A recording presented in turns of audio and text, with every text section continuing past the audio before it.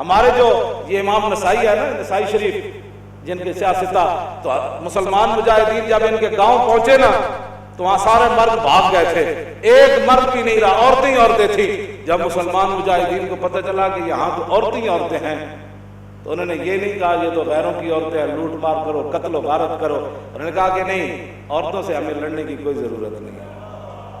وہ اس گاؤں کو چھوڑ کر واپس آ گئے، کہا کہ یہاں تو عورتیں ہی عورتیں ہیں اور تم کیا کر رہے ہو؟ یہ ہے مسلمانوں کا کردار۔ اور جب حاتم طائی کی بیٹی ننگے سر حضور کے سامنے آئی تو پھر رسول اللہ نے ان سے قید ہو کر آئی اور فرمایا کیا چاہتی ہو؟ کہا جی میں نے آپ یہاں نہیں رہنا، مجھے میرے بھائی عدی بن حاتم شام دوڑ گیا ہے، آپ مجھے سواری دے اور راستے کا خرچہ دے، زیادہ راہ دے تو مجھے آپ آزاد کر دیں۔ حضور نے فرمایا یہ بھائی ان کو سواری بھی دے دو، ان کو کپڑے بھی دے دو، ان کو زیادہ راہ بھی دے دو اور ان کو بحفاظت شام روانہ کر دو۔ جب وہ شام پہنچی نا، عدی بن حاتم، حاتم طائی کے بیٹا، ان کا بھائی نے کہا تھا میں نے حضور کا کلمہ نہیں پڑھنا، جو مرضی ہو جائے۔ جب وہ بہن بھائی کے پاس پہنچی تو پہنچنے کے بعد اس نے پوچھا تو کہاں سے آ رہی ہے؟ انہوں نے کہا میں تو رسول اللہ کے دربار سے آ رہی ہوں۔ انہوں نے کہا پھر کیا ہوا؟ انہوں نے کہا میں تو قید ہو گئی تھی۔ انہوں نے کہا پھر تجھے قتل نہیں؟ انہوں نے کہا قتل کی بات کرتا ہے تو قتل کی بات؟ انہوں نے کہا تو نے کیسا ان کو پایا؟ انہوں نے کہا بھائی جان ایتھے سمجھ آنے والی گل نہیں۔ انہوں نے کہا میں تو نہیں مننا۔ انہوں نے کہا جلا ہوا ایک بار جا کے صحیح، تو ویکھ کے صحیح، تو آیا نہ درتے کیوں بد نصیبہ ہزاروں رنگاں وچ رنگے دے محمد۔ بہن دے کہن ہوتے عدی بن حاتم کہنے میں تو تیز سواری رکھی ہوئی سی، میں تو نس آیا، میں حضور کا کلمہ نہیں پڑھنا۔ بہن کہنے لگی ایک باری جا تے صحیح، یہ دسن والی گل کوئی نہیں، ایک باری تو جا کے چہرہ انور ویکھ تے صحیح، خلق عظیم ویکھ تے صحیح، انہاں دی اخلاق تے عادات ویکھ تے صحیح جلیا۔ وہ کہنے میں اتوں نسدا آیا، نسدیاں پھر میں جدو آیا تو میں نے پتہ چلیا حضور مسجد نبوی شریف تشریف فرماون۔ کہنے میں جدو جا کے حاضر ہویا تو حضور اٹھ کھڑے ہوئے میرے واسطے۔ انہاں مولویاں پیراں خود اخلاق کی وجہ پیش کیتے، میں تو انہوں سچی گل کر رہا ہوں۔ ارے نہ چونکہ خود نہیں اس راستے تے چلنا سی تے چونکہ ایسے تھے تو پھر چونکہ ایسے تھا تو پھر کیوں جی؟ اور جڑی عورت رو رہی سی کب اپنے عزیز دی قبر ہوتے، حضور قریب تو گزرے تو فرمایا اسبری، انہوں نہیں سی پتہ رسول اللہ فرما رہے ہیں، انہیں سر رکھے ہوا۔ غم چیز ہی ایسی ہوتی ہے، اسی واسطے حضور نے فرمایا میرا امتی پناہ منگے، غم بندے نو تباہ کر کے رکھ دیندا۔ انہیں کہا مینوں کہنے والے اسبری، جے تینوں یہ مصیبت پہنچی ہوندی تے تو مینوں نہ کہندا ہے۔ میرے آقا نے یہ سنی گل تو حضور چل پے، اس عورت نے کوئی گل نہیں فرمائی۔ اس سے یہ بھی پتہ چلتا ہے کہ جب آدمی اگلا اس حالت میں ہو تو اس کو تبلیغ نہیں کرنی چاہیے، بس جو بات کر دی وہ کر دی، بات ختم ہو۔ زبردستی کسی کو ڈھا کے منانا ہے، لبیک دا نعرہ جنوں سمجھ نہیں آیا ہن تسی انہوں ڈھا کے کی منانا ہے؟ اور مینوں یہ دسو جیڑا اے نہیں کہندا حضور میں بھی لبیک کا اتنا ہی مانا ہے، حضور میں بھی حاضر، میرے بچے بھی حاضر، میرا مال بھی حاضر، میری عزت بھی حاضر اور میرے ماں باپ بھی آپ کے لیے حاضر، اس سے زیادہ لبیک کا کوئی معنی نہیں ہے۔ اور تاجدار ختم نبوت کے نعرے کا اس سے زیادہ کوئی معنی نہیں کہ ساری دنیا طے و بالا ہو جائے لیکن حضور کی ختم نبوت پر پیرا ہر صورت میں ہوگا، بس اس سے زیادہ تاجدار ختم نبوت کا اس سے زیادہ لوگ ان کو سیاسی نعرہ بنائے پھرتے ہیں، پیڑا اور پھکیاں اور امت اس نعرے پر کھڑی ہو گئی اور وہ نیچے جو اختلافات تھے امت ان کو بلا گئی، انہوں نے کہا بس بھائی لبیک۔ مسجد نبی شریف میں عرب بھی کہتے ہیں لبیک یا رسول، ہم عربی ہے لیکن یہ نعرہ تو ہے جی مصری بھی کہتے ہیں لبیک یا رسول۔ پورا عالم اسلام نہیں پوری دنیا کہہ رہی ہے اس وقت لبیک یا رسول اللہ، لبیک یا رسول اللہ۔ تو اس سے بڑا اللہ کا کیا کرم ہو سکتا ہے کہ امت اختلافات کو بھلا کر حضور کی غلامی کے لیے جمع ہو گئی۔ اور اقبال کہتا تھا، یہ میں کہتا تھا اقبال کی یہ خواب کب پورا ہوگا کہ اقبال کہتا تھا زان کے ملت را حیات از عشق اوس اور برق و ساز کائنات از عشق اوس۔ اقبال کہتا تھا کہ ملت کی حیات، ملت کی ترقی، ملت کا عروج اور پوری دنیا پر اسلام کے غلبے کی ایک ہی وجہ ہے کہ امت حضور سے پیار کرے، حضور سے عشق کرے۔ تو میں کہتا یہ کیسے ہوگا؟ لیکن رب ہے جو چاہے کرے۔ یہ نہیں پتا تھا کہ ممتاز قادری نے جو تختہ دار پر لبیک کہا تھا اس نعرے کی برکت سے پوری امت ایسے کھڑی ہو جائے۔ بات اتنی ہے کہ او عورت نے حضور نال گل کی تھی کہ مجھے بہت مصیبت پہنچی ہے، اس کو تو پتہ نہیں تھا یہ رسول اللہ ہے، اور غم کتنی عجیب چیز ہے کہ وہ حضور کی آواز کو بھی نہ پہچان سکا۔ اللہم انی اعوذ بک من الغم والحزن، حضور کی اپنی دعائے مبارکہ ہے کہ میرا امتی کہ میں پناہ مانگتا ہوں غم اور حزن سے۔ ہاں جی، یہ بڑی ڈاڈی شاید ہے۔ اب میں جو بات اگلی کرنے لگا ہوں، بعد میں جب صحابہ آئے تو انہوں نے کہا آپ کو پتہ ہے جنہوں نے آپ کہا تھا اسپری صبر کرو وہ کون تھے؟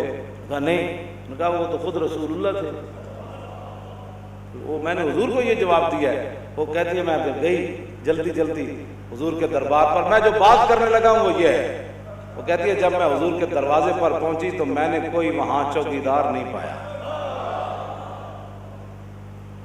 50 گارڈ اگے تھے 50 پیچھے، اس حضرت صاحب نے سلام کون لوے گا؟ جتیاں پمان والے اور جبے پمان والے اور تے میک اپ کرنے والے اور، میں تے نہیں پڑھیا نہیں جو اس وقت حسنہ چلے، اور اسی واسطے تو ایک باری جڑا حضرت عدی بن حاتم آئے نا تے جب رسول اللہ نال ملاقات ہوئی حضور اٹھ کھڑے ہوئے تے عدی بن حاتم کہندے نے میرے دل نے گواہی دیتی ہے اللہ دے رسول کیوں جی؟ فرماندے پھر حضور نے میرا ہاتھ پکڑیا تے حضور اپنے در اقدس کی طرف گھر دی طرف چل پے، کہندے راستے چ بڈھی مائی مل گئی، عورتاں نوں ویسی گلاں نہیں مکدیاں تے مائی بھی ہوئے تے پھر بڈھی بھی ہوئے، کہندے انہوں نے اتنی لمبی گفتگو حضور نال کیتی تے حضور دے چہرہ انور تے بھی ناگواری دے آثار ظاہر نہیں ہوئے کہ میرے نال مہمان ہے تو بس بھی کر رہا ہوں۔ کہندے میں کھڑ کھڑ کے تھک گیا، لیکن رسول اللہ نے ایک باری بھی اس مائی کو نہیں فرمایا کہ بھائی بس کر اور کم تھوڑے، کہندے انہوں نے اپنی پوری گفتگو مکمل کی تھی تو پھر حضور چلے نہ جدوں، کہندے دوسری باری میرے دل نے گواہی دیتی حضور اللہ دے رسول، تو کہندے جدوں رسول اللہ گھر تشریف لے آئے تو حضور دا ایک مبارک تلائی سی جہدے تے حضور آرام فرماندے سن، کہندے اودے وچ کھجور دی چھال بھری ہوئی سی، کھجور دے پتے بھرے ہوئے سن، اس تے او بدن مبارک سوندے سن جنہاں دے بارے حضرت انس کہندے میں 10 سال خدمت کی تھی، حضور نال سلام لیا، ہزارہ باری لیا، حضور دے مبارک ہتھاں نوں بوسہ دیتا، چومیا، ما مسست خزن ولا حریرن ولا شیئن قط الین من کف رسول اللہ، نہ میں کوئی ریشم نو ہاتھ لایا نہ کائنات کا کوئی اور نرم کپڑا ہے جو میرے ہاتھ سے چایا کہ حضور دے مبارک ہاتھ تو نرم ہاتھ ہوئے۔ کیوں نہیں؟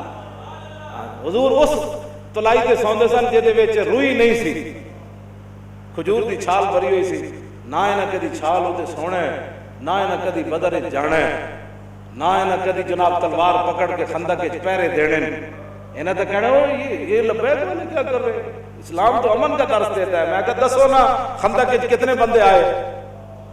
کیوں جی خندق وچ کتنے بندے آئے؟ یہ دسو نا قوم لوگوں نو، اذا جاءتکم جنود فارسلنا علیہم ریحا وجنودا لم تروا وکان اللہ بما تعملون بصیرا اذ جاءوکم من فوقکم ومن اسفل منکم وزاغت الابصار وبلغت القلوب الحناجر وتظنون باللہ الظنونا هنالک ابتلی المؤمنون وزلزلوا زلزالا شدیدا واذ یقول المنافقون والذین فی قلوبهم ما وعدنا اللہ ورسولہ ہاں فی قلوب مرض ما وعدنا اللہ ورسول اللہ غرورا۔ یہ تو منافق کا کام ہوتا ہے، جب مشکل وقت او جی دیکھا ڈائریکٹ ڈاؤن ہو گیا، میں کہا پھر کی ہویا؟ یہ تو منافق کا کام ہوتا ہے کہ جب مشکل حالات آئے تو دیکھو جی دیکھو جی اللہ رسول ساڑھے نہ ہاتھ، میں ہاتھ کرنے کا معنی کر رہے ہیں، لفظی معنی تو نہیں نہ بنا، اللہ رسول نے تو ان کا لفظی معنی کیا بنتا ہے کہ انہوں نے کیا اللہ رسول کی طرف نسبت کر دی کہ ہمیں تو دھوکے سے دوچار کر دیا گیا۔ ہاں جی ہمارے ساتھ یہ دیکھو کیا بن گیا کہ جناب ہمیں تو وہ کہتے تھے ہمیں تو پیشاب کرنے کا جو خوف ہے کہ پیشاب کرنے جائیں گے بندہ مار دے گا، تو کیسر و کسرا کب فتح ہوں گے؟ یہاں مدینے میں تو پیشاب کرنے کی سہولت نہیں رہی، 25,000 کا لشکر۔ منافق کا کام ہی یہ ہوتا ہے کہ وہ جب صحابہ ادھر جو ہے وہ کیا کارنامے سر انجام، اور منافق ان کا بھی رب نے قرآن میں بیان فرمایا کہ منافق کہنے لگے کہ ما وعدنا اللہ ورسولہ وَإِذْ قَالَتْ طَائِفَةٌ مِّنْهُمْ يَا أَهْلَ يَثْرِبَ لَا مُقَامَ لَكُمْ فَارْجِعُوا وَيَسْتَأْذِنُ فَرِيقٌ مِّنْهُمُ النَّبِيَّ يَقُولُونَ إِنَّ بُيُوتَنَا عَوْرَةٌ وَمَا هِيَ بِعَوْرَةٍ إِن يُرِيدُونَ إِلَّا فِرَارًا۔ کیوں جی یہ منظر بیان نہیں کیوں نہ چلو چلیے چلیے چلیے توبہ کر رہے تھے حال ہی کوئی نہیں، 25,000 کا لشکر آ گیا، آج تو بچی کسی نے نہیں ہونی، کہنے لگے حضور گھر لگے گھر میں بندہ کوئی نہیں کی بڑھے گا. اللہ نے فرمایا میرے حبیب گھر کے کاشانہ اقدس جدو آپ گھروں چل کے آ گئے تو آپ کا پیچھے گھر کوئی نہیں. صدیق اکبر کا گھر کوئی نہیں, فاروق اعظم کا گھر کوئی نہیں, عثمان غنی کا گھر کوئی نہیں, حیدر کرار کا گھر کوئی نہیں, انہاں دے گھر وکھرے آ گئے. میرے حبیب گھر لگے ہونے کا مسئلہ نہیں, یریدون الا فرارا, ایک اچھا میدان چھڑ کے نسل لگے. ساڈو جی ہمارا لبیک سے تعلق نہیں ہے, مشکل ٹائم جو آ گیا, ہاں جی مشکل ٹائم ہمارا لبیک سے تعلق نہیں, یہی تو بات ہے. لیکن قرآن اقبال کہتا اگر درس قرآن ہم نے بلایا ہوتا, یہ زمانہ نہ زمانے نے دکھایا ہوتا. یہ منافقت کے کام ہوتے ہیں مشکل کے وقت. انہیں دسے ہی نہیں کہ رسول اللہ غزوہ خندق کے موقع پہ خود تلوار پکڑ کے کیویں کھڑے ہوئے. جب 25,000 کا لشکر خندق کے کنارے آ گیا, عمر بن عبد خود گھوڑا چناب چھال مرائی تے ادھر آ گیا, تو 25,000 کا لشکر اتنے آ گیا تو سارے چاندے سن کے گھوڑے سمیت ادھر آ جان. اس وقت میرے آقا مولا پھر خود تلوار پکڑ کے کھڑے ہو گئے, اور حضور کو اللہ نے دبدبا کتنا دیا, کانہ و فرد فی جلالتہ فی عسکر حین تلقاہ وفی حشمی لہو ہمم لا منتہا لکبائرہا وہمتہ الصغریٰ جل من الدہر. یہ دوسرا حضرت حسان کا شعر ہے, پہلا امام بوصیری کا شعر ہے. فرمایا اللہ نے ہمارے آقا مولا کو ہیبت اور جلال اتنا عطا فرمایا کہ حضور تنہا بھی کھڑے ہوتے تو محسوس ہوتا کہ حضور کی پشت پر لاکھوں کا لشکر کھڑا ہے. ہاں جی ہاں جی توجہ, حضور خود تلوار پکڑ, کیوں جی علیکم بسنتی ہے نا. یہ نہیں سنت کہ جب دین پر مشکل وقت آ جائے تو رسول اللہ خود تلوار پکڑ کر کھڑے ہو گئے. کیا یہ ان کے لیے سنت نہیں تھی کہ جب حضور کی ختم نبوت پر مشکل وقت آیا, حملہ ہو گیا اور حضور کی عزت پر حملہ ہو گیا, تو کیا قوم کے رہنماؤں کی, مذہبی رہنماؤں کی, پیروں کی, فقیروں کی, مولویوں کی یہ ذمہ داری نہیں تھی کہ خود میدان میں ایسے نکل آتے؟ یہ ہے نا علیکم بسنتی و سنت الخلفاء, کیوں جی الراشدین. اور سنت خلفاء کیا ہے؟ یہ تو حضور کا اپنا اس طریقہ مبارکہ ہے نا.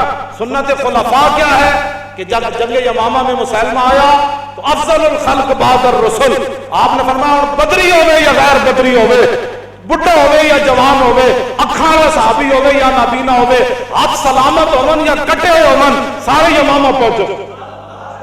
خلفاء دی بھی یہی سنت ہے. جب ختم نبوت کا مسئلہ آیا تو پھر سیدنا صدیق اکبر خود بھی تلوار پکڑ کے چل پے, لشکر تے روانہ کیتے نا, ہاں جی خود